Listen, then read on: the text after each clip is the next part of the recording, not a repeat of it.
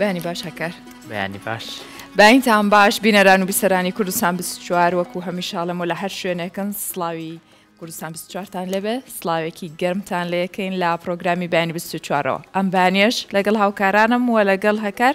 کۆمەڵە بەرگە و بابەتی نوێمان بۆ ئامادە کردوون کە وەکو هەمیشە تایبەتە بە بابەتە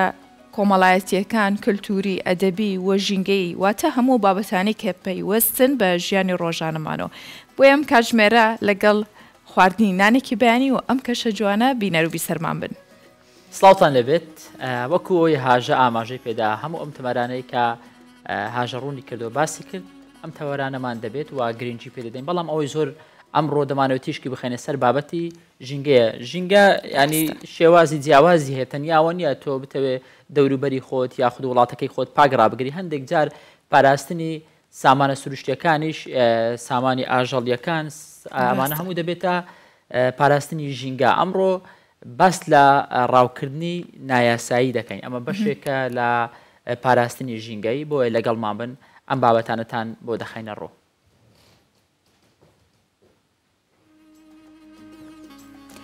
ئەمڕۆ لە جیهاندا ڕۆژی ژینگە و ڕاوکردنی نایاساییە. لە کوردستاندا گرنگی بە کورتەباڵا دەدرێت پێداویستیەکانیان بۆ دابین دەکرێت. ئەمساڵ قەیسیە بە ناوبانگەکەی شارۆچکەی تەختەق کەمی کردووە.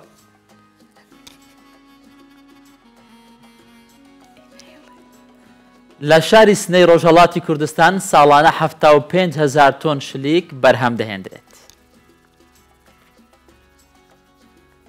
سەرڕای زیانەکانی بەڵام لە هاویندا خەڵکێکی زۆر ئایسکرێم دەخۆن و لە مەترسیەکانی بێئاگان.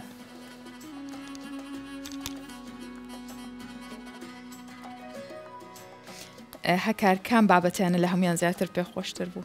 لەوانێک کە دەستنیشان کرا بابەتە ژینگە یەکە زۆر بابەتێکی جوانەوە ئەوە هیچ تەوەری سەرەکی بەڵامی ترەوەیە ها خۆش بێ بۆ بەیانیان بۆ بەیانیان عادەتەنها لە بەیانیان میوە بە تایبەتی میوە کەشت ئەگەر بێت و شلیک بێەوە ڕەنگە لە قەیسێکەوە دەست پێ بکەین باشە دەست پێ بکە قەیسی باخەکانی تەقتەق پێگەیشتووە ئەم ساڵ بەهۆی کەش و هەوای نالەبار قەیسی تەقتەق ئەگەرچی خواستێکی زۆری لەسرە بەڵام بەرهەمەکەی کەمی کردووە و بەڕێوبەری کشت و کاڵی کۆیە بۆ کوردستان 24 قسەی کردووە و باسێواکە کە ئەو سەرما و ڕەشەبایی کە لە مانگی ڕەمەزانی ئەم ساڵی هەرمی کوردستانی گرتەوە چونکە ڕەمەزان کەشەکەی باش نەبوو ئەوە وای کرد کە زیانێکی زۆر لە بەرهەمی میوەکان یاخود لە بەری میوەکان بدات و زەرریان لێ بکەوێت و جوتیارێکیش ئاشکرایە کات و باسیەکە کاڵە بەشێک لە خاوەن باخەکان دایری قەیسیەکانە بڕن و لە شوێنی باخەکەی حەوزی ماسی دروستەکەن چونکە داهاتی باشترە بەداخەوە کە ئەمەش هەرچەنە ئەبێتەوە بە یاخود بڵین هەر بەرهەمە و هەر کشت و کاڵە گرنگیدانە بەو کارتە بەڵام بڕینی دارقەیسیە حسابی شتێکی تر ڕاستە چونکە توانرێ حەوزی ماسێک لە شوێنێکی تر دابنرێ بەڵام تا دارێکە ڕۆینتەوە تا بەرهەمێک میوەی وەکو قەیسیەگرێتەوە ئەوە زۆر زۆری پێچێت بەداخەوە بابینەری ئەم بابەتە بین. هێشتا هەتاو لە زەوی نەداوە ئەوان پلەی چنینەوە تەکاندنی دارقەیسیە بەرزەکان و کۆکردنەوەی بەرهەمی ئەو ڕۆژن پێش ئەوەی پلەی گەرما بەرز بێتەوە هەردوو ڕەگەز لە ژن و پیاو پێکەوە بەشدارن لە لێکردنەوە و هەرەوەزی ڕنینی باخی قەیسیەکان ئێرە گوندی قەسرۆ کە لە شارەدەی ئاخجەلەر لەو بەرزی بچووک دارقەیسیەکان بەرزن پێویستیان بە تەکاندن هەیە ئەو لە قانەی نزمن قەیسیەکان بەدەست لێ دەکرێنەوە پێش سەعات پێنج دەین بڵێن هەتاوەکو 6 و چارەك 6 و نوێ ئەیکەینەوە و ئەیبینە عەلوەکان وەکو ساڵی یەک جارە عەزێتی کەمە بڵێن 10-15 ڕۆژێکە عەزێتەکەی 10-15 ڕۆژێکە ساڵی یەک جارە و مسافەکەی ئەوەندەیە ئەو سەر سەحری بەڕاستی لە جێی ئەو بەرومەی هەیبوو ئەو بەرهەمەی هەیبوو کەم بوو سعرەکەی زۆر 1000 هەتا 1500 1600 ناری دەکرد لە بازار دوای چنینی باخەکان جوتیاران دێنن لێرە بەرهەمەکانیان دەفرۆشن بەڵام ئەو بەرهەمەی کە جوتیاران هەیەە لە پێداویستی ناوخۆی زیاترە بۆیە بەشێکی بۆ ناوچەکانی دیکەی هەرێمی کوردستان و بەشێکی دیکەش بۆ ناوەڕاست و خواری و عراق هەنارە دەکەن. بە درێژای ئەمبەر و ئۆبەری زەی بچووک جوتیاران باخی میوەی جۆراوجۆریان لێداوە. بەشێک لە جوتیاران خۆیان باخەکان لە ناو دەبەن و دارەکان وشک دەکەن تاکو بیکەن بە حەوزی ماسی، چونکە پێیان وایە داهاتی ماسی لە داهاتی باخداری باشترە. ئەلان ئەو دیێ مەسەن بۆ نموناو شێخ بزێنی سەرەوە گشتی کردوێتە حەوزەی ماسی، چەند باخێک ماوە، یعنی بە دەژمێردێت چەند باخێک ماوە، باخەکان کە بن هەموویان دەریان کردو کردوێتە حەوزی ماسی. ئیسادیان لێ نەکرد بە حکمی ئەوەی لە دەرەوەی قەیسی دێ لە ئێران دەهات تورکیا دەهات. سەرما و ڕەشەبای بەهێزی مانگی نیسانی ئەم ساڵ زیانی زۆری لە بەری قەیسی و بەری میوەکانی تریشداوە و جوتیارانی دووچاری زیانی مادی کردوتەوە. ئەم ساڵ بەهۆی هاتنی سەرما و سۆڵا و تۆزێک ئینجیمات هەبوو، بەرهەمەکانی میوەجات وەک گەڵاس، قەیسی، هەڵوژە، خۆخ ئەمانە بەرهەمیان کەم بوو، زەرێکی زۆری پێگەیشت. ئەو قەیسیە کە تەواو خۆماڵیە ئەگەرچی ئەم ساڵ کەشوهەوای نالەبار زیانی زۆری لێداوە، بەڵام خواستی بازاڕی لەسرە، چونکە ئەوەی پێگەیشتووە بەرهەمێکی جوان و تامێکی خۆشی هەیە. ئارەسەمی کوردستان 24 سەرزی بچووک تەقتەق. بابەتێکی گرنگمان هەیە ئەمڕۆ کە دەبێتە تەوەری سەرەکی ئێمەش بابەتی ڕاوکردنە، ینی ڕاوکردن بە شێوازێکی نایاسایی. ئەم بابەتە ئێمە زۆر لەسەری دەوەستین، ینی ئاژەگەر سیر بکەین تەمەنێکی زۆری هەیە لە هەرێمی کوردستان ئەم بابەتە، ینی دەمێکە کاری لەسەر کراوە، ینی ئەگەرچی ئەو کات هیچ پێشکەوتنێک نەبووە، هیچ هۆکارێک نەبووە بۆ ئەوەی خەڵکی تێبگەین یاخود خەڵکی ئاگدار بکەیەوە، بەڵام هەندێک ناوچەی هەرێمی کوردستان هەبوو ئەو کاتیش زۆر گرنگیان پێداوە، ینی لە لادەکان ڕێگەیان گرتووە لەوەی خەڵک ڕاوی نایاسایی بکە. ئەمە خۆی زۆر زۆر جوانە بەڕاستی، ینی چونکە بەشێکی زۆر زۆر جوانی سروشتی کوردستان یاخود لە هەر شوێنەک هەبێ هەبوونی ئاژەڵە چێویەکانە. ڕاستە، چونکە ئەم ژینگەیە مافی ئەوانیشە ئێمە زۆر جار لەوانەیە ئێمەی مرۆڤ بیر لەوە نەکەینەوە یاخود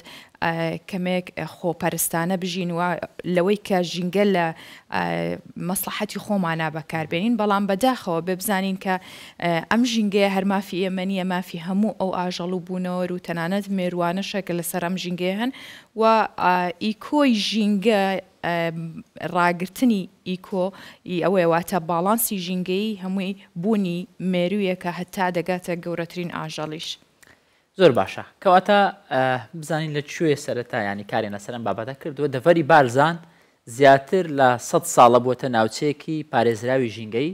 ڕاوکردن تێیدا قەدەغێ و خەڵکی دەڤەرەکە گرنگجی و بایەخ بە ژینگەی ناوچەکەیان دەدەن و ئاژەڵ و باڵندەی کێوی لە ئارامێکی تەواودا دەژین.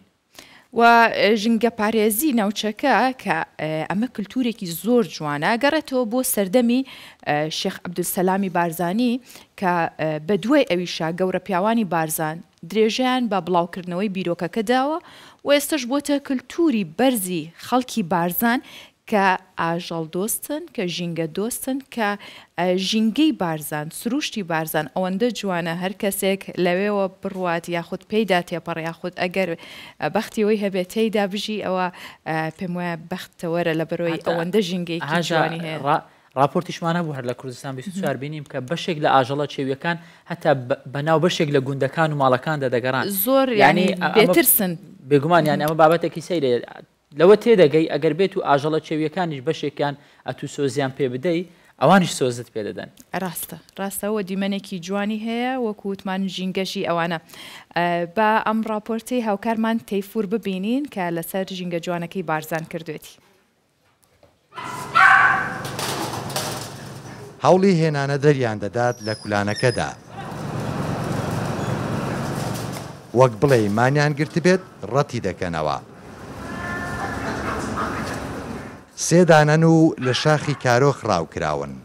لەم فرۆژگایەی سۆران زۆرینەی کێویەکانت دەست دەکەوێت. ئەمانەش هێشتا حەپاساوی و شۆکی قەفەس بەرینە داون و لە جوڵە کەوتون. بێ ئاگان لەوەی کاتی ئازادکردنیان نزیک بۆتەوە، چونکە فرۆشیارەکەیان ناوە ناوە ئەم کارە دەکات. گورگمان هەیە، قەلەبەرێکمان هەیە، باڵندەی چیمان هەیە، ئاژەڵمان هەیە، هەمووشمان هەیە چی. بەس سمۆرن زۆر هەیە، بە سمۆرە بەتەماینە هەبوو جارت کرد پێمان گوتن بەتەماینە شەڵ ئازادیان کەین لە هەموو لایەکی دێتن. وەڵای زۆربەی گورگە، ئاژەڵەکان سی خوڕە، ورچە، ڕیویە،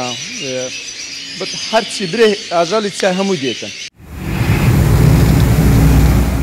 ئێرەش ئیدارەی سۆرانە، لێ دۆخەکە جیاوازە و لێرە ڕاوکردن قەدەخەیە. ئەمانە ئەرچیان پاراستنی ژینگەیە، بەڵام لەم ڕۆوە سەختی نابینن. بەراورد بە شوێنەکانی تر ئەرکیمە ئاسانترە، لەبەر ئەوەی ئەکسەریەت خەرکی منتیقەی ژینگە پارێز و ژینگە دۆستە هەر بە خۆیەوە، ینی ئەو سەرپێچەی کە بشکرێن لەسەر منتیقەیمە لە ئاژەل و باڵندە زیاتر خەرچێ دەرەوەتێت، ینی کە بهێنش کێمتێن بەس لە دەرەوەتێن خەرچێمەنیە ڕاوەکەت لێرە، ئەوانش دەزیرەکەین و ڕێگە پێ نادەین. زیاتر لە 100 ساڵە لە دەڤەری بارزان ژینگە پارێزراوە، ئاژەڵ و باڵندەی کێوی لە ئارامی دادەژین و قەدەخەی ڕاو بۆتە کللتوری دانیشتوانی ناوچەکە. لێرە ژینگە پارێزی گەورە و بچووک بە ئەرچی خۆیان دەزان و ئەگەر کەسێکیش لە دەرەوەی ناوچەکە بێتە ئێرە و بە دوای نێچیردا بگەڕێت، ئەوە خۆی دەبێتە نێچیری کللتوری ژینگە پارێزی ئێرە. تەیفور محەممەد، کوردستان، 24 دەڤەری بارزان.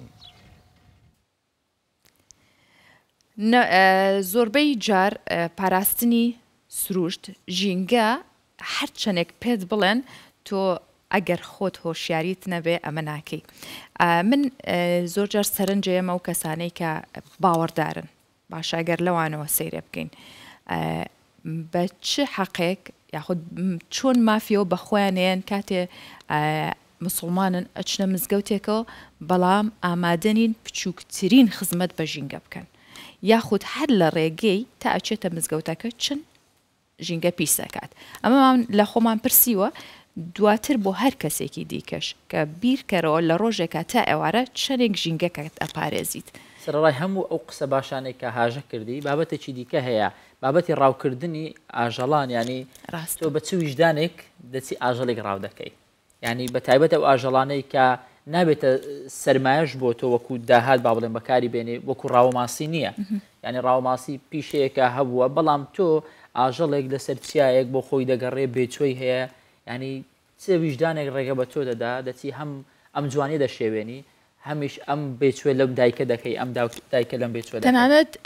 هەکار ژەمێکی خواردنیشی پێپڕ ناکاتەوە، بەڵام لەوانەیە تەنها بۆ بێکە بڵێ من ئەو ئاژەڵەم کوشتووە بۆ بە ئازایەتیەوە باسی بکات و ڕاوی کردووە. بەڵام ئێستا سوپاس بۆ خوا کە هەرێمی کوردستان لەسەر ئاستی ئیداری و حکوومەتیش کار بۆ دەکرێت کە ڕاوکردن بە هەموو شێوەیە قەدەغە بکرێت بە تایبەت نایاسایی. ئێمەش بۆ ئەمڕۆ میوانداری بەڕێز ڕایت فواد ئەحمەدمان کردووە کە بەڕێوبەری ڕاگەاندنی پۆلیسی دارستان و ژینگەی هەرێمی کوردستان و لە ستۆدیۆ میوانیەمێ بەڕێز ڕایت فواد بەخێر هاتی و ڕۆژێکی باش بۆیەوە. ڕایتفات بە خێر بی لەوە دەست پێ بکەین ڕاوی نایاسایی ئێستا لە هەرێمی کوردستان چۆنە تا چەند ڕێگەریان لێکراوە هەرماوە؟ سەرەتا ڕۆژی ژینگەی جیهانی پیرۆز بێ لە هەموو ژینگە پارێزانی جیهان و کوردستان سپاسدانەکەین و بەنسبەت ڕاو هەیە بە شێوێکی سەرتاسەری هەرێمی کوردستان ڕاو هەیە، ڕاوی نایاساییش هەیە، ڕاوی یاساییشمان هەیە، دوو جۆری ڕاو هەیە بە شێوەیەکی گشتی ڕاو هەیە و بەردەوامیشە. بەس ئێستا کۆمەڵێک ڕێنمایی و یاسای نوێ دەرچوە لە دەستەی ژینگە و پاراستن و لەگەڵ وەزارەتی کوشتتوکال بە هەماهەنگی وەزارەتی ناوەخۆ کۆمەڵێک ڕێنمایی و یاسای زۆر توکمە و زۆر باش دەرچوە بۆ پاراستنی ئاژەڵی کێویەکان، بۆ پاراستنی گژ و گیا. بەس دەڕاو بەس مشکلەمان لە گیانەوەران نییە، ئێستاکە باڵندە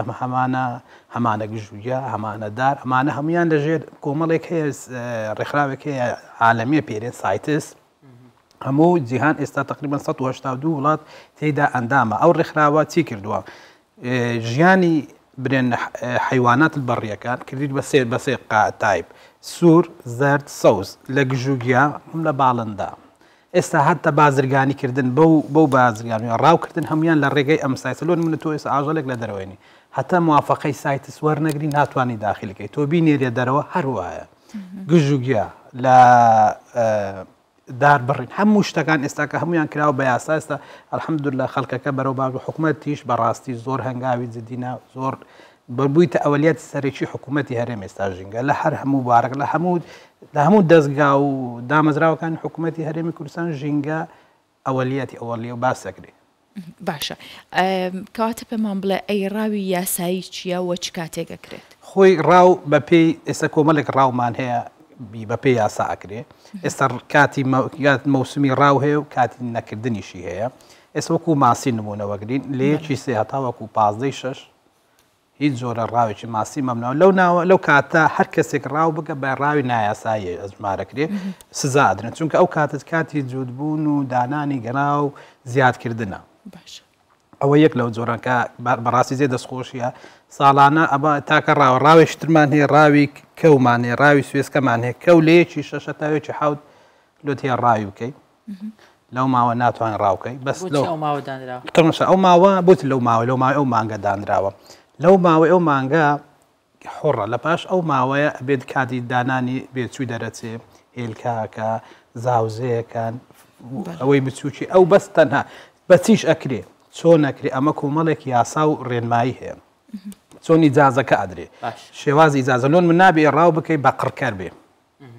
ڕاو نابێ بچلۆس ماسیی ڕاوی ماسەکەی بە موادی قڕکەر بچی لە ماسیدی نه ڕاوەکری بە تۆڕەکەی شێوازی تۆڕەکە حەزمی تۆڕەکە دەبی چەند بێ کە و ماسی پێداچی چەند گەورە بێ چەند ئەوە هەموو بە پێ یاسا و ڕێنمایی ئەڕواتن بۆ ڕاوی کەو نابێ بچی بە قڕکەدەی بە داو بێ بۆ گرتنی ئاژەڵی کێوی ڕاوچیەکان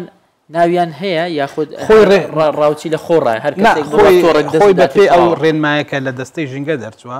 ڕاوچیەکان کۆمەڵیان هەیە کۆمەڵی ڕاوچیانی کوردستان لە هەموو دنیاش ڕاو هەر هەیە و زودیشی هەیە بەس ڕاو دەبێت ڕاوچی تۆ چی بۆ بکەیت بە بەردەوام سمینار و کۆڕی بۆ بکەیت پێی بڵێ کە ئەو زۆرە گیان لەوانانەی لەژێر هێلی لە ناوچوونن هێر سوورن نابی ڕاو بکرێ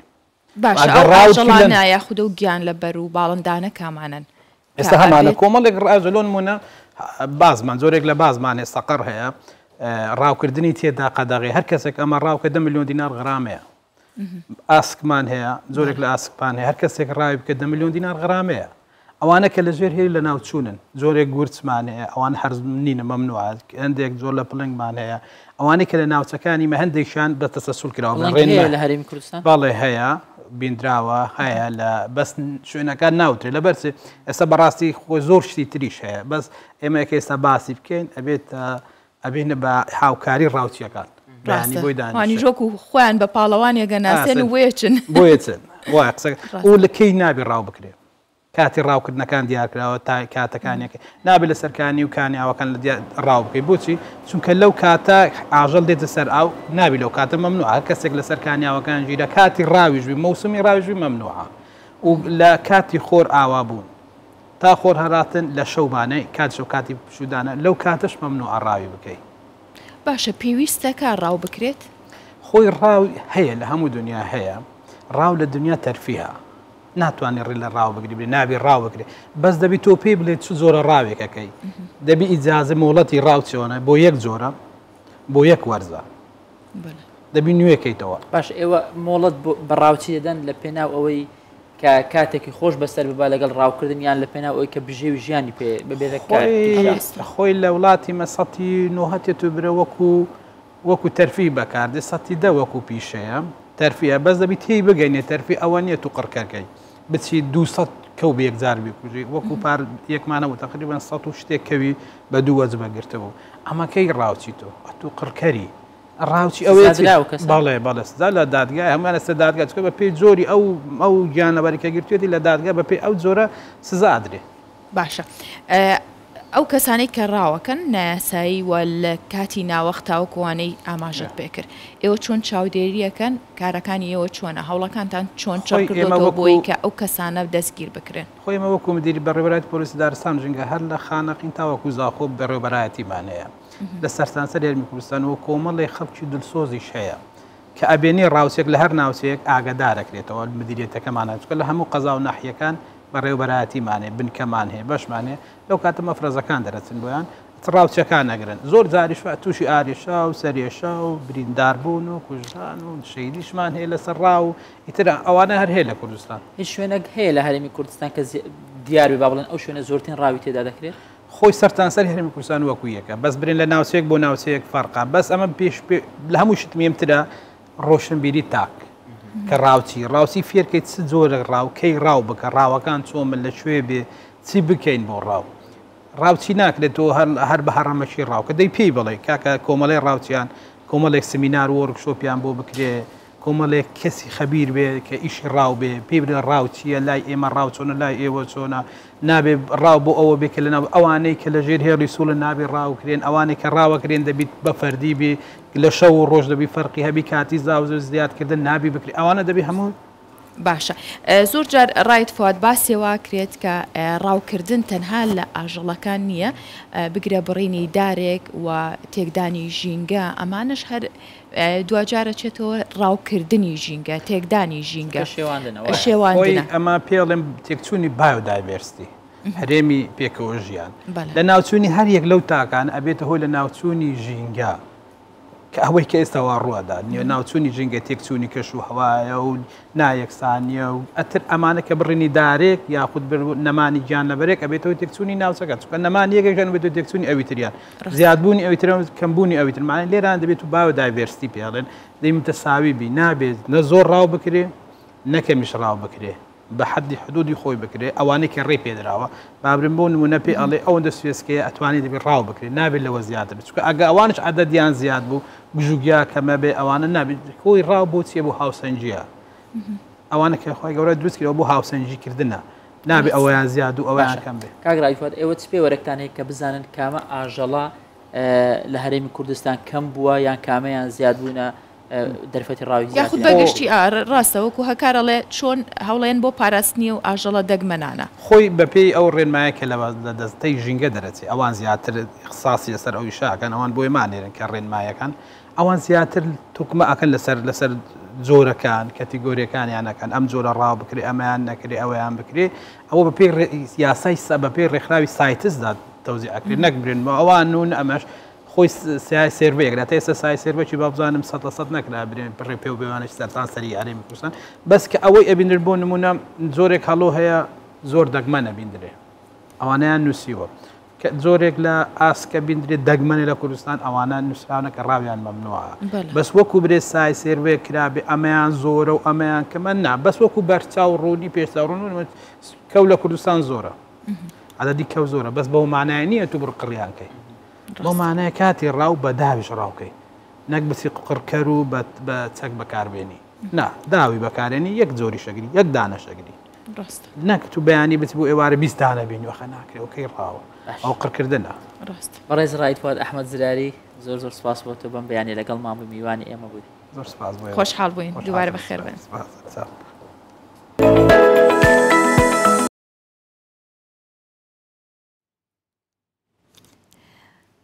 سەرەتا لەگەڵ هەکار باسی میوەی قەیسیمان بۆ کردن جا بەیانیان ئەگەر خوانی بەیانیان هەرچەندێک کەمیش بێ بەڵام هەندێک میوەی لەگەڵ بێ ئەوە شاهانە بێت بێگومان ئازگە لە تام و چێژەکەی سفرەکە جوان دەکەوانە بێگومانەوە هەر زۆر جوانتریەکە باسە باسی بەرهەمی شلیک بکەین شلیک بزانین لەکوێ زۆرە و چۆن کارەکرێ بە تایبەت لە پارێزگاکانی ڕۆژهەڵات جا هەکار شلیک یەکێکە لەو میوانەی کە من عاشقیم خۆشەوە نیە هەز ناکە میوەکی کچانەیە بە بزەڵێت ینی میوەکی زیاتر کچانەیە بەڵام بەگشتی ئەم زۆر شتێکی خراپمە زۆر برادری میوە نیم ینی خراپە زۆر خراپە یان کاریگەری مەسەلەن تەندروستی لەسەر جێدەی هەڵی ئەمە زوعفە لە مندا هەیە بەڵام ئیتر هەندێک شت هەیە سروشتە یعنی تۆ ناتوانانی باسە ئەتوانێت بیگۆڕێ هەکارێکێکە لەو کەسانەی کە زۆر باش ئەتوانێت خۆی بگونجێنێ لەگەڵ ژینگەکەی لەگەڵ هاوڕەکانی ئەتوانی لەوەشە ئینشەڵڵا بکەیتە سەر میوە خواردن. با باسی پارێزگای سنەی ڕۆژهەڵاتی کوردستان کەین کە ژمارەی دانیشتوانیشی کەمترە لە 2 کۆی دانیشتوانی ئێران و ساڵانە بەرهەمهێنانی 75,000 تۆن شلێک لەم پارێزگایە کە زیاتر لە 162 کۆی شلیکی ئەو وڵاتە بەرهەمەهێنرێ لەگەڵەوەی دانیشتوانێکی کەمی هەیە ناوچەیەکی بچووکیە بەڵام ڕێژێکی زۆر لە شلیک لێرە بەرهەمێت وم ساڵیش نرخی شلیک بەراورد بە ساڵانی پێشوو دابەزی و بەرهەمێنانی شلیکیش لە ئەو پارێزگایە کاڵێن بەهۆی نەبوونی کاریگەری ڕاستەوخۆ و بەرهەمەکانیان کە لێیان بکرێ کەمتر بووە. هەرەمە وای کردووە قازانجی ماندووبوونی ئەوان دەچێتە گیرفانی دەڵاڵەکانەوە چونکە کارگەیەک نەبووە ینی ئەو بە پیشە سازی بکرێت بەڵێ بێگومان نەبێتە کارێکی پرۆفشناڵانە ئەنی هەر لە ڕێگەی جوتیارانەوە کارەکە کراوە بزانین لە سنە شلک چۆنە چی لێ دێ بابەتە ببینین. پارێزگای سنەی ڕۆژهەڵاتی کوردستان وەک ناوەندی بەرهەمهێنانی شلیک لە ئاستی ئێراندا ناسراوە. لە 3600 هێکتار لە زەویە کشتوکاڵەکانی ئەم پارێزگایە ساڵانە نێزیک 75,000 تۆن شلیک یا وەک لە ڕۆژهەڵاتی کوردستان دەڵێن تووە فەڕەنگی بەرهەم دێت. ساڵ بە ساڵیش ڕووبەری ئەو زەویانەی شلیکیان تێدا بەرهەم دێ زیاتر دەبێت. تووفەرەنگی کە ساڵ بۆ ساڵ زۆرە بێ لێ ئەنایسە بێژن لە ئاوایەکی وە گوێزە کوێرەیە بێژن ئەگەر 50 ماڵی وزەوی تووفەرەنگی وە سە حەداخەل 2 بەرابەر 3 بەرابەرە بەسە یانە کاورامانەیە بێژن 2 زەوی 3 زەوی گرۆ بۆ تووفەرەنگی بەڵام ئەگەر تووفەرەنگی ئاوا بچێتە بەرەوە قیمەتەکەی ڕۆژ بۆ ڕۆژ ئەیە تەخوارە تووفەرەنگی. بەرهەمی تووە فەڕەنگی سنە زۆر لە پێداویستی ناوخۆیی ڕۆژهەڵاتی کوردستان زیاترە و بەهۆی نەبوونی کارگەی تایبەت بەم بەرهەمەش جوتیاران ناچارن بەرهەمەکانیان لە ڕێگای دەڵاڵەکانەوە بۆ شارەکانی دیکەی ئێران بەڕێ بکەن. ئەمەش وای کردووە نرخی بەرهەمەکەیان دابەزێ و بەشێکی زۆری قازانجی کارەکەیان بۆ دەڵاڵەکان بێت. لەعان فرۆش یاکەمێ گیر و گرفتارمان هەست چون ئێمە خۆمان ناتوانین مستەقیم بیگەین بە بازار ئەبێت لێرە دەڵاڵێک ببێت بە بۆنەوە نرخەکەی زۆر شکاوە زوو هاتە خوارەوەی مساڵ وڵایی تر گلەیمان ئەوەسە فەقەت خۆمان بتوانین مستەقیم بیگەین بەدەست خەریدار بەدەست بازار کە لەم بەینا دەڵاڵێ نەبێت. ئەمساڵ نرخی شلیک بەراورد بە ساڵانی پێشوو زۆر دابەزیوە. دەڵاڵەکان دەڵێن بەهۆی بارانی بەهارێوە بەشێکی زۆر لەو شلیکەی لە پارێزگای سنە بەرهەم هاتووە کوالیتی باش نییە هەر بۆیە نرخەکەی کەمتر لە ساڵانی پێشووە.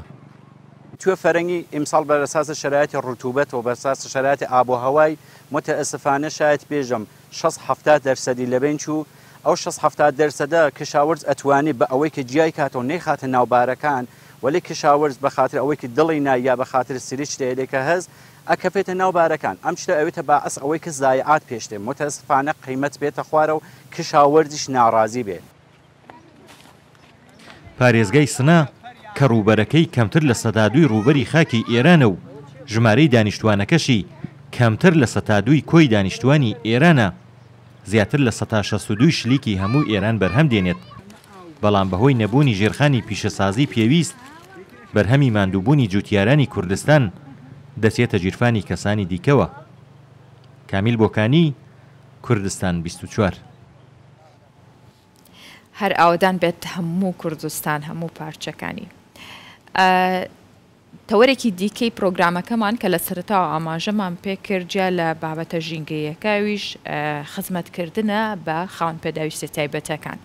هەروەک چۆن لە سلێمانی بۆ یەکەم جار نووسینگەیەکی شۆفێری لەسەر ئاستی هەرێمی کوردستان بۆ خاوەن پێداویستی تایبەتەکان کرایەوە. جیاوازی ئەم نووسینگەیەوەیە کە ئەو ئۆتۆمبیلانی کە بۆیان تەرخان کراوە بەپێی بارودۆخی خاوەن پێداویستی تایبەتەکە دروست کراوە بەڵام لەگەڵەوەی کە ئۆتۆمبیلەکە بۆ ئەو دروستکراوە هەکار هەمان یاسا و ڕێسای هاتوو چۆی گرێتەوە هیچ جیاوازێکی نییە. بەڵێ بابەیەکەوە بینەری بین.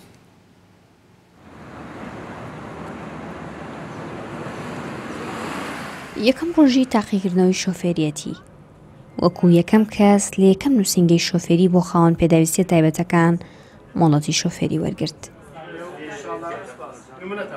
ئەوەی ڕاستی ئەوەیە لەسەر خۆت کە خۆت هەوڵ بی اینجا ئەتوان یارمەتیشی بێگومان ئێمە نووسینگەی ئاریۆس زۆر یارمەتیاین و بە پشگیری ئەو باوکەم توانیم ئەمڕۆ شۆفێری بکەم. ئۆتۆمبیلەکان تایبەتن بە خاوەن پێداویستی تایبەتەکان، بەڵام ڕێکارە یاساییەکان هەروەکو پێشتر بوو هەمووانە بەبێ گۆڕانکاری. زۆربەی ئەو سیارانی دابین کردو بۆ کەسی خاوەن پێداویستی تایبەت و کورتەواڵەکان هەم کلاج و هەم برێک ومانە و بە تایبەتی ئەو کاراسانیانێکی کردووە کە پێویستی خاوەن پێداویستی تایبەتیان کورتەواڵایە پێویستێتی. ئەوەی کە وەریشی گرتووە دوانزەوانی خۆی وەرگرتووانی تیۆری وەرگرتووە سەرشەقام لێخوڕینی کردووە لەگەڵ مامۆستا بەڕێزەکانی نووسینگا و ئێستاژ وەکو خۆتان بینیتان و ڕووماڵتان کرد لەگەڵ ئەفسەری هاتوچۆیە چۆ پرۆسی تاقیکردنەوەی پراکتیکیەوە. لە پێی یاسا بەرکارەکانی هاتوچۆ لە هەرێمی کوردستان کە تایبەتە بە پێدانی مۆڵەتی شۆفێری هیچ دەخێکی تێدا نییە کە ڕەتی بکاتەوە خاوەن پێداویستی تایبەتەکان نتوانن مۆڵەتی شۆفێری وەربگرن. بەڵام وەکو نووسینگا ئەمە بۆ یەکەمین جارە نووسینگەیەک تایبەت بە پێدانی مۆڵەتی شۆفێری بۆ خاوەن پێداویستی تایبەتەکان بکرێتەوە. نیان بارزان کوردستان 24 سلێمانی. لەسەر بابەتی با بڵێن ئەم کارە نوێی کە حکوومەتی هەرێمی کوردستان دەستی پێ کردووە لەسەر ئەم بابەتە و کۆمەڵێک بابەتی دیکەی پێیوەست بە کورتەباڵەکان دەوەستین بەڕێز مامۆستا دڵشاد قادر سەرۆکی کۆمەڵی دەستەی باڵای کورتەباڵەکان میوانی ئێمە بم بەیانیا مامۆستا دڵشاد زۆر بەخێر بێ. بەخێر هاتی مامۆستا دڵشاد لەوە دەست پێ بکەین ئەم راپۆرتەی ئێستا بینیمان باسی لە هەندێک کاری نوێی حکوومەتی هەرێمی کوردستان بە تایبەتی بە ڕێبەراتی هاتوچۆ دەکرد کە ئاسانکاری کردو بۆی کە کورتەباڵەکانیش بتوانن مۆڵەتی شوفێری دەربینن و ئۆتۆمبیل لێ بخڕن. بەڵام ئێمە تۆ دەبینین دەمێکە تۆ ئۆتۆمبیل لێ دەخۆڕی ئەم بابەتە چۆنە؟ سەرەتا زۆر سپاس بۆ بانگشتکردن لە بۆ ئەو بەرنامەیە زۆر بەخێر بێ. سپاس. طبیعی مەسلەی لێخۆڕینی ئۆتۆمبیل کورتەباڵەکانیش هیچیان کەمتر نییە لە کەسانی تر و خۆشبەختانە یعنی با بڵێن کورتەباڵەکان ماوەیەکی زۆرە کە ئەو ئیرادە و ئەو توانایان هەیە کە بتوانن ئۆتۆمبیل لێ بخڕن و هەر دەزووەوە حکوومەت ئەو ڕێگەی داوە وەکو کەسانی تر کە مۆڵەتیان پێ بدرێ. بەڵام لێرە کاتێک کە سیستەمی با بڵێن خولەکان کە بووە سیستەمی کۆمپیوتەر لێرە گرفت دروست بوو لە بۆ ئێمە لەبەرەوەی ئێمە کاتی خۆی پێشتر بە هەمان ئۆتۆمبیلەکانی خۆمان ئەوانەی کە دەستکاریمان کردبوون گونجاندە بوومان لەگەر با بڵێن جستەی خۆمان ینی ئەوەی کە ئەمە دەتوانین کە مسەیتەر بین بەوەی ترامان دەدا. بەڵام کە بۆ سیستەمی کۆمپیوتەر لێرە گرفت دروست بوو لەبەر ئەوەی کە ئەو ئۆتۆمبیلانەی لەسەر سیستەمی کۆمپیوتەر بوون لە بۆ ئێمە نەدەگونجا و ئەوەی ئێمەش یعنی سیستەمی کۆمپیوتەر نەبوو. بەڵام خۆشبەختانە ئێمە هەوڵماندا لە ڕێگای پارێزگای هەولێر و لە ڕێگای وەزارەتی ناوخۆ کە ئەو کێشە چارەسەر بکرێت. خۆشبەختانە حکوومەتی هەرێم ئەو کێشەشی لە بۆ ئێمە چارەسەر کرد. مای دەستخۆشیە. باشە ئێستا چۆن نەتوانن خۆتان بگونجێن لەگەڵ ئۆتۆمبیلە نوێیەکاندا سەردەمیەکاندا؟ ئەمە بەست ئەوەی کە لە سیستەمی کۆمپیوتەرە جیالەوە هەر شێواز و سایلی ئۆتۆمبیلانی ئێستا دروستکراوە ئایا گونجاوە لەگەڵ ئێوە یاخود تایبەتمەند هەیە ئۆتۆمبیلێک کە لە شەریکەکەیەوە دروست بکرێت بتوانێت بهێنرێتە هەرێمی کوردستان تا ئێوە سوودمەند بن لێی؟ نەخێر هیچ ئۆتۆمبیلێک لە شەریکەوە بەو سیستەمە بەو شێوازە دروست نەکراوە. بەڵام لێرە ئێمە خۆمان دەستکاری دەکەین لە ڕێگای پسپۆر یان با بڵێن کەسانی پسپۆر کە هەریەکە و با بڵێن بە پێی قیاساتی خۆی پێوەری خۆی مەسەن لەوانەیە کورتەباڵایەک لە بۆ کورتەباڵایەکی تر پێویستەکەی جیاواز بیتن. مەسەلەن ئێستا من باڵام 138 سانتیمە فەرقی هەیە لەگەرەوەی کە کەسێک باڵای 120 سانتیم بی بە پێی گونجانی خۆی یانی ئەو قیاساتانە ئەو دەستکاری ئەو با بڵێن سکرێتەر و ستۆپەی کە دەکرێتن یا خود ئیزافە دەکرێت بە پێی پێویستی خۆی دەستکاری دەکرێتن. ئەوە نییە لە جێ خۆی بیلادی ئەو سیارە تایبەت بی بە مامۆستا دڵشاد زۆر جار کۆمەڵەکەی بەڕێستان یانی کە بەڕێزە سەرکردایەتی دەکەی دەبینین کۆمەڵی کورتە باڵاکان لە زۆر ئیڤنت و چالاکی ئەوانە زۆر ئەکتیڤن دەبیندرێن هەتا لە هەندێک بابەتە وەرزشیەکان کە من چونکە خۆم لە وەرزشدام دەیان بینم بەڵێ یاری تۆپی پێ کۆمەڵی یاری دیکە هەیە ئەوان تێدا بەشداری دەکەن زۆر باش زۆر ئەکتیڤن بەڵام دەمەی ئەوە بپرسم گرفتەکانی کورتە باڵاکان ئێستا چییە گرفتی کۆمەڵەکەتان خۆی بەڕاستی بە دەرەجەیەک گرفت پاڵپشتی داراییە لەبەرەوەی خۆتان دەزانن ینی سەرجەم سندیکا و کۆمەڵە ڕێکخراوەکان پاڵپشتی داراییان نییە بەڕاستی دایمەن چالاکیش بە پاڵپشتی دارایی دەکرێت پێشتر ئێمە بەر لەوەی کە مؤسسەیەک دروستبی کە وەکو لێژنەی پارەڵۆمپی کوردستان ئێمە تیپی کورتەباڵاکانمان هەبوو تیپی تۆپی پێ چالاکیمان ئەنجامدا بەڵام کە لێژنەی پارەڵۆمپی کە دروست بوو خۆم وەکو ئەندامی مەکتەبی تەنفیزی لەو لێژنەیە توانیمان لە چوارچێوەی ئەو لێژنەیە کە بە شێوازێکی یاسایی بە شێوازێکی پرۆفشناڵ کە سەرجەم یاریەکان ئەنجام بدرێتن. بەڵێ باشە مامۆستا دڵشاد ئەم هەوڵەی کە دراوە لە سلێمانی کە نووسنگەیەک تایبەت بە خولی شۆفێری کراوەتەوە ئێوە چۆن هەڵی سنگێنن و هەوڵتان داوەکە لە هەولێر و لە پارێزگاکانی دیکەش بە هەمان شێوە بتوانن نووسنگەیەک هەبێت کە ئەوانەی کە حەزیان پێێتی بە تایبەت خاوەن پێداویستیەکان لەوە فێری شۆفێری بن و لەو کارەیە خودت بڵێن لەو لایەنە بێبەش نەبن خۆی جێگای دەستخۆشیە بەڕاستی لە هەر شوێنێک هەنگاوێکی وها بەهاوێژن ئێمە دەستخۆشیان لێ دەکەین بەڕاستی چونکە لە بەرژەوەندی کەسانی خاوەن پێداویست تایبەتە لێرە وەکو باسم کرد لێرە لە زیاتر لەو شوێنەی کە لە بەڕێوەبرایەتی هاتوچۆ بەشی ئەوەی کە مەشقیان پێ دەکەن با بڵێن لەوێ ئەو ئاسانکاریە کرایە بەڕاستی بەڵام لێرەدا ینی پێم وایە ئەوانەی کە زیاتر لە ڕێگای خۆیان فێر دەکەن بە حکمی ئەوەی کە ئەو کەسە ئیرادەی هەبیتن خوڵقی لێخوڕینی هەبیتن عادەتەن دەتوانی ئەو ئاسانکاری لە بۆ خۆی بکاتن بەبێ ئەوەی کە نووسنگەش بیتن لەبەرەوەی وەکو باسمان کرد خۆمان تەجروبەمان هەیە هەر خۆمان ینی ئەو کێشانەمان چارەسەر کردیە هەر یەک ینی لە ڕاستە خۆی بەڵام لێرە کێشەکەی مە زیاتر لە بەڕێوەبرایەتی هاتوچۆ بوو کە وەکو باسم کرد سیستەمەکە گۆڕا بووە سیستەمی کۆمپیوتەر ئەو کاتی بەس دوای ئەوە ئەو کێشەشمان چارەسەر کرد باشە باشە لەسەر یەکشت بوەستین با بڵێن ئێوە ئۆتۆمبیل لە دەخۆڕن کە وەکو لە راپۆرتەکە بینیمان دەبێ پەیوەست بن بە هەمان ئەو یاسایی کە خەڵکی دیکە با بڵێن ئۆتۆمبیل لە دەخۆڕن پەیوەست بن چونکە ئەمە پەیوەندی بە گیانی مرۆڤەکانەوە مرۆڤەکانیش هەموو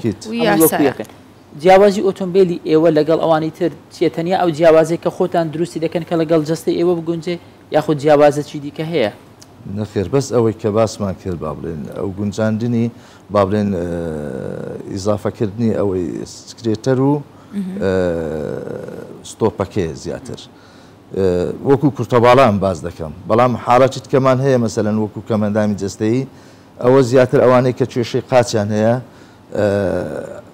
زیاتر دەست ئەوەش هەیە ئینسان ینی کە بزانیتن بەڵام وەکو کورتەباڵا هەمان ئۆتۆمبیلەکە بەرز بێ نزم بێ بچووک بێ گەورە بێتن هەمووی گرفتەکەی ئەوەندەیە ئەوی تر دەگەڕێتەوە سە ئیرادە و توانای کەسەکە ئەمە تەنیا با بڵێن لە کوردستان وایە لە هەموو جیهان هەر بەم شێوازە خۆیان دەگونجێن لەگە ئۆتۆمبیلەکان خۆی ئەو دیقەتم دابی بەڵێ ینی ئەوەی کە من لە وڵاتان دراسەم کردی ینی هەمووی بەڵام لێرە یەک شت هەیە ینی ئەو ئالەتا یاخود ئەو کەرستانی کە بەکاردێنن لەوێ بە شێوازێکی ینی بیلادی دروست کرایە نەک ئەوەی کە لێرە تایبەت دروست بڵێ قیاسات و ینی شێوازی دروستکردنەکە و ئەوانەی تۆکمەترە ینی پتەوترە باشە مامۆستا دڵشاد ئێمە ئەمە لە ڕووی شۆفێریە و وەکو پێداویستێکی ڕۆژانە بۆ هەموو مرۆڤێک باسمان کرد کامانان ئەو پێداویستیانەی دیکە کە ئێوە ڕۆژانە بەرکەوتنتان هەیە لەگەڵی بەڵام ئاسان نین بۆ بەکارهێنان لەگەڵ ئێوەدا واتە ئایا شەقام هەموو ئەو پێداویستیانەی کە ڕۆژانە ژینگەیەک شوێنی کارە کەرەستەکانە ماڵە چ شتێکی دیکەیە کە لەگەڵ ئێوە هاوکار نییە یارمەتی دەرنیە خۆی بەگشتی لە شوێنە گشتەکان با بڵێن ینی زۆر زار توش ڕوبەڕووی دەبینەوە بە تایبەتی لە ڕێستۆرانتەکان لە فەرمانگەکان ینی کێشەکان زیاتر مەسایلی دەستشۆرە تەوالێتە یان پلیکانەکانە تۆزێک بەرزە ئەو کێشانەیە گەناوە بزانم کێشەی تر نییە ئێستا هەوڵیش درراوە بە تایبەت بۆ نابینایان کە ڕێڕەوی تایبەتیان بۆ بکرێ ئەوە زۆرجی شانازیە ئێوە داواتان نەکردووە کە ئاسانکاری بۆ ئێوەش بکرێت لەو خزمەت گوزاریانە خۆی ئێمە بەگشتی وەکو ئەنجومەن ئێمە ئەنجومەنێکمان هەیە بەندە سەرپەرشتی ئەو ئەنجومەنەش دەکا لە 2023 ئەو ئەنجومەنە دروست بووە لە بۆ یەک دەنجی و یەک دەستی کە داکۆچی لە مافەکانمان بکەین بەڕاستی ئێمە ماوەیەک لەمە پێش لەگەڵ ئەنجومەنی پارێزگای هەولێر کۆبنەوەیەکمان کرد چەند خاڵی گرنگمان خستە ڕوو لە بابەتی ژینگە بە تایبەتی ژینگەش تەمان زۆر شت دەگرتەوە بە تایبەتی چونکە ئەوەی کە داوامان کردی لە چوارچەوەی ئەو یاسایی کە هەیە یاسای ژمارە 22 لە ساڵی 2011 دەرچوە تایبەت بە ماف و ئیمتیازاتی کورتەباڵا و کەمەندامان و خاوەن پێداویست تایبەت داوامان کرد کە نەک هەر مەسائلی با بڵێن لە بینایە و تەلار و باڵەخانەکان شوێنی تایبەت هەبی مەسەلەن لە بۆ کەمەندامی جەستەی وەکو ڕەمپە دروست بکرێتن مەسەلەن لە تەوالێتەکان لە دەرگای دەبروسیەکان حسابیەوە بکرێتن هەتا خاڵێکی زۆر گرنگ ئێستاش دەخەمەڕ و زیاتر هەرچەندە ئیشمان لەسەر کردووە لەگەڵ لایەنی پەیوەنددار کۆبنەوەشمان کردەوە لەگەڵ نوێنەری شارەوانی بەڕێبەرێتات چۆ پارێزگای هەولێر لە بۆ دەستنیشانکردنی شوێنی تایبەت لە بۆ وەستانی ئۆتۆمبیل ئەوە زۆر گرنگە بەڕاستی بەڵام بەداخەوە نازەماوەیەکی زۆرە ئەو ئیشەی بە سستی دەبینم ینی داواکارم لە لایەنی پەیوەنددار کە دەست و بر بکەن لە بۆ جێبەجێکردنی ئەم کارە بەڵێ مامۆستا دڵشاد قادر زۆر سپاس بۆ تۆ بەم بەیانی لەگەڵ زۆر سپاس بۆ ئێوەش سپاس مامۆستا دڵشاد خۆش بێت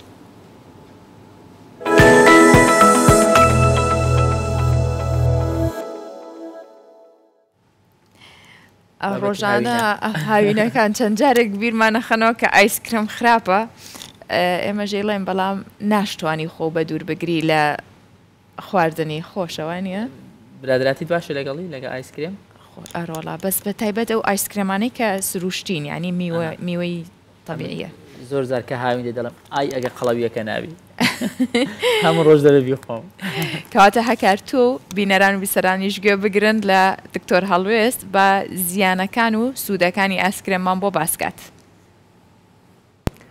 سڵاو من دکتۆر هەڵوێست. هاوین هاتوو بە حەق و نا خۆمان دەکەین بە دۆندرمەخانەیەک دایتر و ئەچینە ژوورە و دووسێ تۆپ داواکەین دوایین تۆزێک لە قاوش لە کەشەکەین بەسەریە. ئێستاڵێن نەهات بیتەوە بڵین دۆ دەربەش خراپە چونکە 100 ساڵ قسە بکەی هەرەی خۆی. نا بە تەواوی وا ناڵێم لەبەرەوە لە سەرتا هەندێک وەسف و سەناشیەکەم. بۆی زۆر هەست بە تاوان نەکەن کە دۆندرمەتان خوارد با سەرەتا لە چاکەکانیەوە دەست پێ بکەم. پێش هەموو شتێک خواردنی ئایسکرێم دڵخۆشی لەگەڵ خۆی دێنێت چونکە دەبێتە هۆی ڕژانی هۆرمۆنی سیرۆتۆنین کە بە هۆرمۆنی دڵخۆشی ناسراوە. اینجا سەرڕای ئەوەی ئایسکرێم شەکر و چەوری زۆر تێدایە بەڵام لەگەڵەوەشدا ڤیتامین و کانزای بەسوودیشی تێدایە بۆ نمونە بەهۆی شیرەکەی ناویەوە کالسیەم و مەگنێسیەم و پۆتاسیەمی تێدایە کە بۆ ددان و ئێسکەکان باشە ئەگەر دۆندرمەکە شەکری زۆر نەبێت. هەندێک پرۆتینیشی تێدایە. اینجا ئەوانەی لە میوەی فرێش دروست دەکرێن ڤیتامین A و B6شیان تێدایە. کۆمەڵێک لێکۆڵەرەوەی هۆڵندی 16 کەسیان هێنا و تاقیکردنەوەیان لەسەرکردن وتیان بزانین ئەگەر ئایسکرێمێکیان لەگەڵ نانی بەیانیدا پێ بدەین کە لە شیری باش و فرێش دروست کرابێت چی دەبێت. بینیان کە لەو کەسانەدا کە ئایسکرێمی شیریان خواردۆ بەڵام شیرێکی کوالەتی باش ڕێژەی وەرگرتنی کالسیەم لە جستەیاندا زیادی کردو و وەک ئەوە سوودی هەبووە کە کوپێک شیر بخۆنەوە. لەوانەیە بڵێن ئەیتر چیتەوێت بۆست دەگەین قسەیەکی تریش ماوە بیکەی بەڵێ شتێکی تریشم پێ. زۆر خواردنی ئایسکرێم کێشە و نەخۆشی گەدە و ڕیخۆڵەکانی لەگەڵدایە لەگەڵ کۆمەڵێک شتی تری ناخۆش کە ئێستا یەکێک بۆتان باس دەکەم. ئایسکرێم کالۆری زۆری تێدایە. تەنها نیو قاپ ئایسکرێم 300 کالۆری تێدایە. ئێگەر یەکێک لە قاپە گەورەکانیان چەند تۆپێک داوا بکەی 1200 کالۆری تێدایە. لە کاتێکدا تۆ خۆت بۆت هەیە لە ڕۆژێکدا 2000 تا 2500 کالۆری بخۆی بۆ ئەوەی قەڵەوە نەبیت. تۆ بە قاپێکی گەورەی ئایسکرێم نیوەی کالۆری ڕۆژەکەت برد. ئایسکرێم چەوریشی تێدا. لە نیو قاپ ئایسکرێمدا 90 گرام چەوری هەیە کە 10 گرامیان چەوری تێرە واتە چەوری خراپەکەی. بێگومان شەکریشی تێدایە، شەکریش چاوەڕێشتی باشی لێ ناکرێت خۆ. شەکر ڕێژەی گلوکۆزی ناو خوێن بەرز دەکاتەوە و ڕێگە لە جەستە دەکرێت کە ڤیتامین و کانزاکان بە باشی وەربگرن. نەخۆشیەکانی وەک شەکرە و دڵ و پوکانەوە ئێسکەکانیش بە شەکر خراپتر دەبن. یەکێتی دڵی ئەمریکا دەڵێت لە ڕۆژێکدا ژنان تەنها دەتوانن 24 گرام و پیاوان 36 گرام شەکر بخۆن. ئەی بڵێن قاپێک ئایسکرێم چەندی تێدایە؟ 23 گرام. واتە تۆ کە قاپێک ئایسکرێمت خوارد زۆربەی شەکری ڕۆژەکە تەواو کردو. ئایسکرێم شتێکی دیکەشی تێدایە کە ڕەنگە ئەمەیانتان نەبیست بێت. تریهالۆس شەکرێکی دەستکردە کە دەکرێتە نێو ساردەمەنیەکانەوە. کێشەی ئەم شەکر ئەوەیە کە هۆکارە بۆ کۆبوونەوەی بەکتریا وەک بەکتریای سیدیف. ئەم پێکاتەیەش زیاتر لە ساردەمەنیە ئامادەکراوەکانی دوکانەکاندا هەیە. بەکتریای لیستریاش کە بەم دوایانە لە ئەوروپا بڵاو بۆتەوە تا دێت لە نێو ئایسکرێمدا زیاتر دەدۆزرێتەوە. من ناڵێم ئایسکرێم مەخۆن، بیخۆن، بەڵام ئەگەر خواردتان بڕێکی کەمی لێ بخۆن، چەند تۆپێکی کەم بخۆن و لەگەڵەوەشدا ئەگەر خواردتان هەوڵبن ئایسکرێمی شیر یان ئەو دۆندرمانەی کە لە میوەی فرێش دروستکراون ئەوانە بخۆن چونکە ئەوانە زیانیان کەمتر بە هیوای تەندروستێکی باش بۆ ملایەک. لە دوایەوەی خەریکە ئاسایش و ئارامی بۆ سووریا گەڕێتەوە گروپی گەشتیارانی ئەوروپی سەردانی ناوچە و شوێنەوارەکانی تەدمور دەکەن. بەڕێوەبەتی شوێنەوار و مۆزەخانەکانی سووریا دەڵێت جەنگ و دۆخی نائاسایی وای کردووە ئەم ناوچەیان نۆژەن نەکرێتەوە.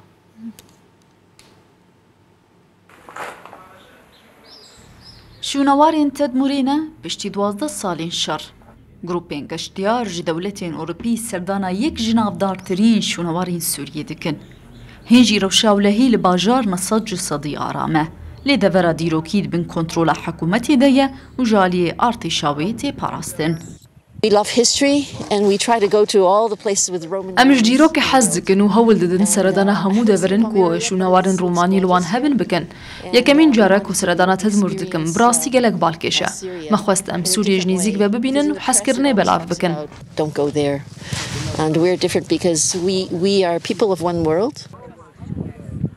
Beriya krîza Sûriyê bêdehên hezarên geştyaran salane serdana Tedmûr dikirin ku yek ji şûnewarên tomarkirî cem UNESCO ye. Lê di salên şer de şûnewarên Tedmûr rastî wêraniyê hatin û bi taybetî di dema kontrola Daişê de. gelek mozexane rastî dizî wêraniyê hatin bi taybetî mozexaneya Tedmûrê piştî derbasbûna Daişê ji bo bajar gelek parçeyên şûnwarî wêran kirin. Hikûmeta Sûriyê nikarî bi hemû karê ji nû avakirinê re be. Em dibin dorpêça aborî de ne û ji bo salên dirêj ceng heye. Ev hemî bandor li deverên şûnewarî kirine. حوالي 850 أو أكثر من ذلك من القطع الأثرية. Sizayên aborî li dijî Sûriyê çalakiyên parastina deverên dîrokî û jûn û avakirina wê li xwe nagire. Lê rewşa ewlehî mayîn û paşmayên cengê herwiha çalakiyên Daişê got êrişên wê li Tedmûr hîn berdewam in rêgiriyê li pêjin û avakirina şûnewarên Sûriyê dike. گرانی نرخی بنزین لە نیجیریا وای لە بەشێک لە دانیشتوانیە وڵاتە کردووە کە ماتۆر بۆ هاتوچۆکردن بەکاربهێنن.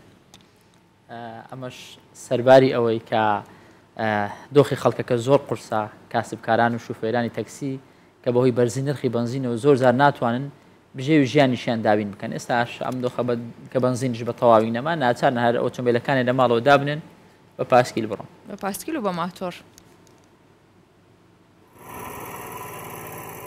گەرمای ئەفریقا و بێکارەبایی و دەنگی مۆلیدە و ئاسنگەری. ئادەم کەدیری ئاسنگەرێکی شاری لاگۆسی نیجیریا و لە بەرگرانی نرخی بنزینی مۆلیدە و چووکەکەی ڕۆژانە پارەیەکی وای بۆ نامێنێتەوە و خەریکە دوکانەکەی بە یەکجاری دابخا.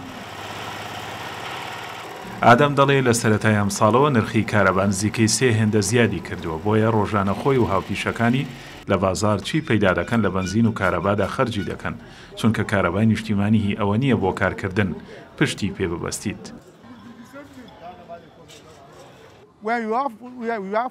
کارەبای نیشتیمانی زۆر خراپە و کێشەی زۆری هەیە ناتوانین پشتی پێ ببەستین هەندێک جار 3 ڕۆژ بێکارەبا دەبین من ئەم مۆلیدەیەم کڕیوە بەڵام نرخی بنزین زۆر بەرزە و پارێکی زۆری تێدا خرج دەکەم ئیشەکەم چیتر پارەم بۆ پەیدا ناکات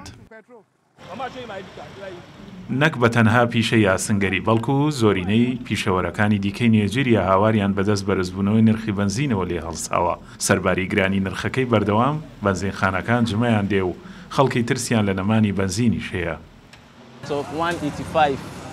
پێشتر لیترێک بنزینم بە نزیکەی $9 دەکڕی بەڵام ئێستا نرخەکەی 4 هێندا بەرز بۆتەوە و $2 بۆ هەر لیترێک ئەگەر ڕۆژێک زۆر باش ئیش بکەم تەنها $15 پەیدا دەکەم ئێستا نزیکەی $6 دەدەم بە بنزین من خەریکەوام لێ دێ پارەی ڕۆژانی خۆم پەیدا ناکەم هەرچەندە نەیجیریا وڵاتێکی دەوڵەمەند دەبنەوەت بەڵام بەهۆی بەرزی نرخی بنزینەوە چینی ناوەڕاست دەستیان داوەتە هاتوچۆکردن بە ماتۆر ئەوەش بۆتە هۆی جەنجاڵی شەقامەکان و زۆربوونی ڕووداوەکانی هاتوچۆ هەکاربینین ئەم دیمەنانە چی بەتۆڵێ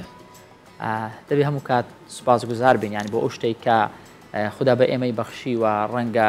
خەڵکی دیکە بێ ئاوا بە ئێمە بخوازێ ئەمە زۆر جار مرۆڤ خۆی و هەروایە حەز دەکات بەرزتر لە خۆی ببینێ بەرزتر لە خۆی پێی بگا بەڵام هیچ کات ئەو پێگەی ئەو شوێنێک کە تۆ تێیدای بکەم مەبینە دڵنیا بە زۆر خەڵکی دیکە هەیە لە ئێمەمانان لە ئێوە لە هەموو ئەوانی دەوروبەری ئێمە هەن خراپتر و پێویستتر و محتاجتر بۆ کۆمەڵێک بابەت بۆیە چێژ لە هەموو ئەو شتانە ببینن کە هەتانە و چێژ لە هەموو ئەو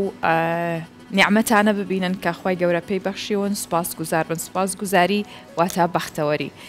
لەگەڵ هاکار و هاوکارانم پرۆگرامیم ڕۆمان پێشکەشکردن بەو هیواین کە لە خۆشی و باشیدا بمێنەوە سپاس کە بینەر و بیسەر بوون سپاس بۆ ئێوە